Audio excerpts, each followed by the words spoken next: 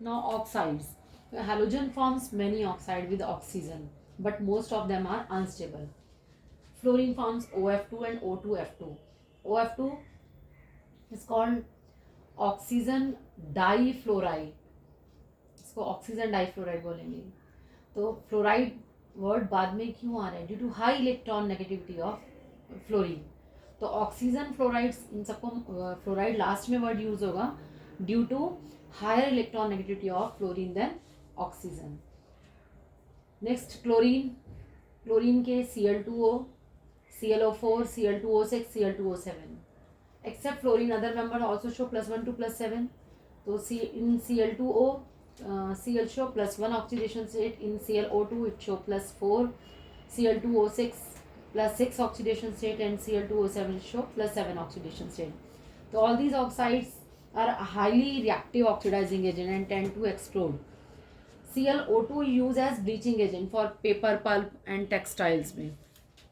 तो आपको oxidation state सबकी मालूम होनी चाहिए, ठीक है, कि किसमें कितनी है. अब bromine.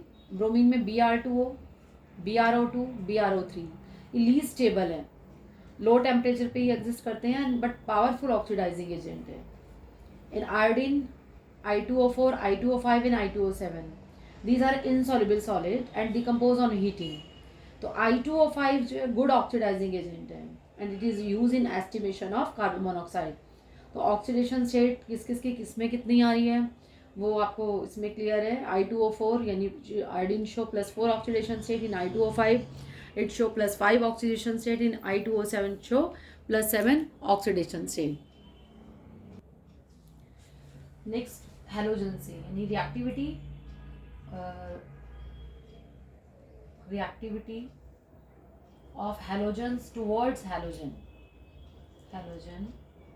towards other halogen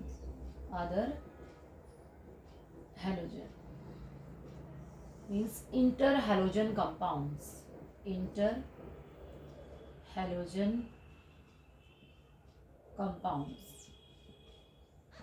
The compounds containing 2 or more halogen atoms are called interhalogen compounds.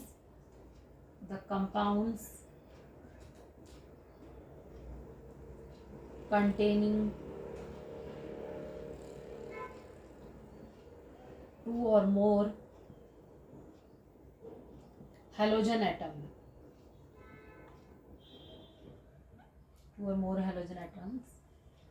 are called interhalogen compounds. खुद ही ये हेलोजन्स हैं, तो हेलोजन से कंबाइंड होकर क्या बना रहे हैं? Inter halogen compound. For example ICl. Cl2 is halogen,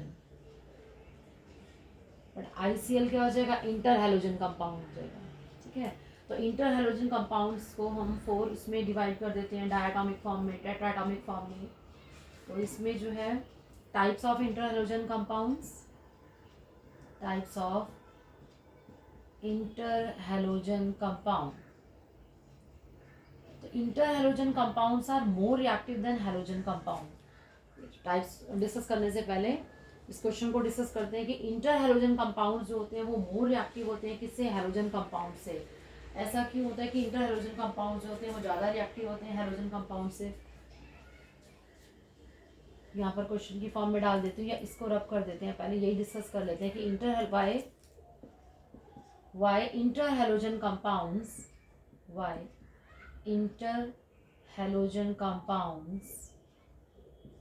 are more reactive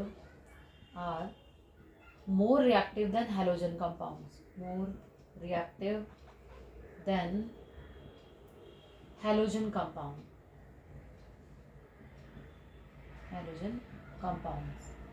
because the bond between two dissimilar atoms is weaker. Because the bond between two dissimilar atoms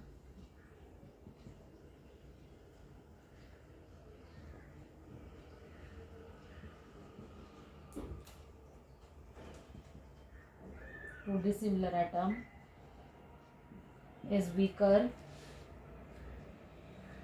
than two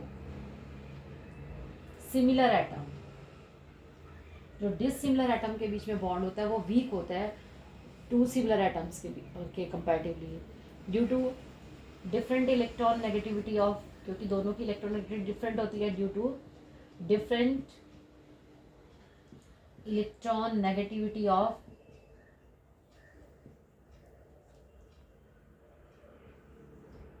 halogen atom, क्योंकि दोनों की electron negativity क्या है, different है, bond जल्दी break हो जाएगा। Cl2 में दोनों की इक्वल बराबर से होगी, suppose Cl2 Br2I2 halogen compounds में इक्वल होती है तो बॉन्ड इजीली ब्रेक नहीं होगा। बट डिफरेंट इलेक्ट्रॉन नेगेटिविटी होने की वजह से बॉन्ड कैसा होता है, ब्रेक हो जाता है। ये आपका क्वेश्चन ऐसे करके भी आ सकता है, ICl is more reactive then Cl2 और I2, तब इस क्वेश्चन का भी आंसर सेम यही आएगा। अब आ जाते हैं टाइप्स पे, types of inter halogen compounds, types of inter halogen compounds. तो फर्स्ट डायटोमिक में, अब यहाँ हम ले लेते हैं X3 यानी टेट्रा, देन हेक्सा हो गए, और यहाँ पर हमारा आ गया 7 यानी ये ऑक्टा वाले में। तो इसका एक ही एग्जांपल है IF7, ठीक है। अब इसका एग्जांपल हो गया ClF5, और ये टेक IF5 BrF5, इनकी अभी शेप्स डिस्कस करेंगे। में ClF3 BrF3 ICl3 ClF BrF ICl IBr like this. तो इनकी शेप्स भी आती हैं, साथ साथ जो है प्रिपरेशन भी पूछा जाता है। तो कुछ प्रिपरेशन भी हम इसका डिस्कस करेंगे और सारी शेप्स को भी डिस्कस करना है इसकी। तो पहले हम इसकी प्रिपरेशन को डिस्कस करेंगे। अब प्रिपरेशन में कुछ तो आपकी एग्जाम में आ भी जाती है इसमें रिएक्शंस। सिंपल रिएक्शन है इसकी, suppose Cl2 plus F2 it gives ClF। Temperature यानी इक्वल वॉल्यूम ले रखा है, both are in equal volume,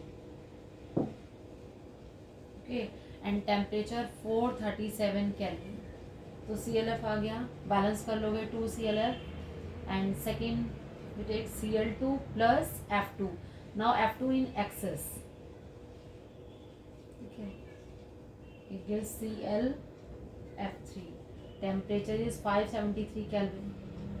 बेटा बैलेंस करते जाना, सारी मैं बैलेंस नहीं कर रही हूँ, एक दो को मैंने बैलेंस कर दिया, इधर आ गया 2 3, ठीक है। And third ClF plus F2 gives ClF3, and ClF3 plus F2 आ जाएगा ClF5, ठीक।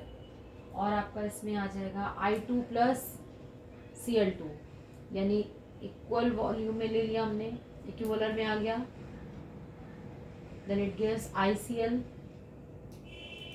Again I2 plus Cl2 in excess, तो it gives ICl3, clear. Same next आप इसमें ले लो I2 प्लस F2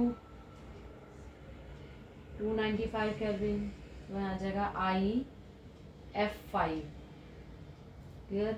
और Cl2 प्लस F2 ClF5, यानी 5 के molecule बढ़ जाएंगे यहाँ पे, तो यहाँ आ जाएगा हमारा Cl, तो यहाँ कर लो 2Cl5, temperature is 625 kelvin, clear. तो आपने इसमें next I2 IF5 plus F2 it gives IF7। तो कुछ ये रिएक्शंस हैं जो आपको ध्यान करनी है, ऐसे सिंपल है, टेम्परेचर प्रेशर इसका वो ध्यान रख के चलोगे, और रिएक्टिविटी के बारे में जो क्वेश्चन है वो इसका इम्पॉर्टेंट है, ठीक है ना। अब इनकी शेप्स को डिस्कस करते हैं, सपोज हर एक में उतनी ले लेते हैं, सपोज शेप में एक एक करके ही सारी डिस्कस करेंगे। एक बार मैं इसको जो है रब कर देती हूँ, 1 मिनट। ICL5 में।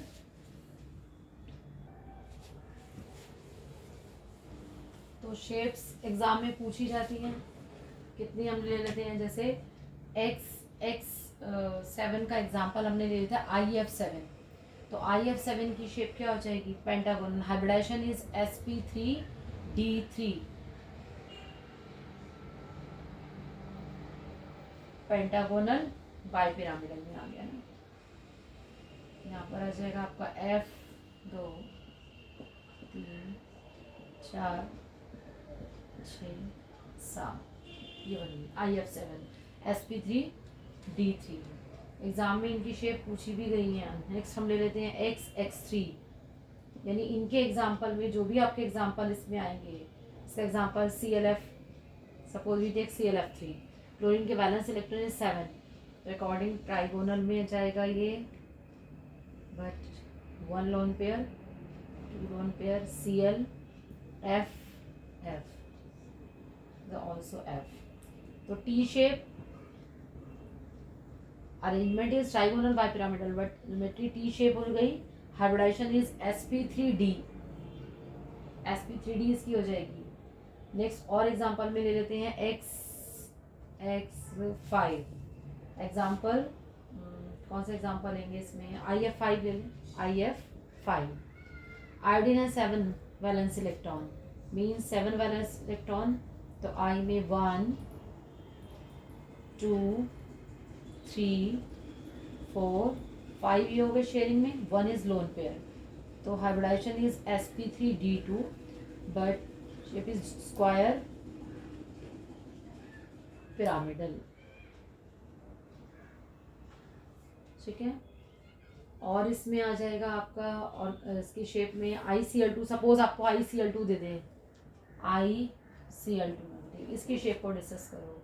तो आयोडीन के कितने वैलेंस इलेक्ट्रॉन होते हैं, 7, यानी 2Cl के साथ है, means I 1Cl 1Cl, 1 is negative charge, means valence electron कितने हो गए अब इसके पास 8, इट मीन्स 1 लोन पेयर 2 और 3, ये आ गया। Is a trigonal bipyramidal geometry, लेकिन बट लीनियर शेप कैसी होगी, linear, and hybridisation is sp3d 1 2 3 4 5। ठीक है, हाइब्रिडाइजेशन इसमें कितनी आ जाएगी, तो 3 बॉन्ड पेयर हो जाएंगे, और यहाँ पर आप क्या शो कर देंगे इसके साथ, नेगेटिव चार्ज।